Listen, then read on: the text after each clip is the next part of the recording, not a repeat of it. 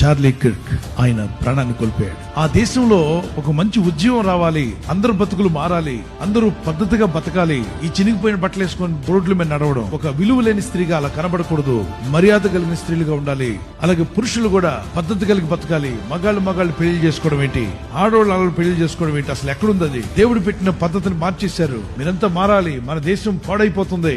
పౌరుషం కలిగినటువంటి ఒక ఎవాంజలిస్ట్, అతన్ని చాలా మంది భయపెట్టారు. నేను చంపుతామన్నారు. దేనికి భయపడదు, ఏదో ఒకరోజు చావు వస్తుంది. చావుకు భయపడే రకం కాదు, సింహంగానే ప్రసంగాలు చేశాడు. అన్ని వేల మందిలో దేవుని మాటలు చెప్తూనే ఉన్నాడు. ఒకవైపున దేశం కొరకు పోరాడుతున్నాడు, మరొక వైపున దేవుని సత్యం కొరకు పోరాడుతున్నాడు. ముష్కరులు గురిపెట్టి అతని మీద తూటాలు గన్ షాట్ చేశారు. అక్కడికక్కడే మరణించాడు. కానీ అతను మాట్లాడిన మాటలు ఇప్పుడు ప్రపంచమంతా రీచ్ అయిపోతున్నాయి. ప్రతి ఒక్కరు అవి చూస్తున్నారు. Some people think that Charlie Kirk is gone. No, he is there in every heart.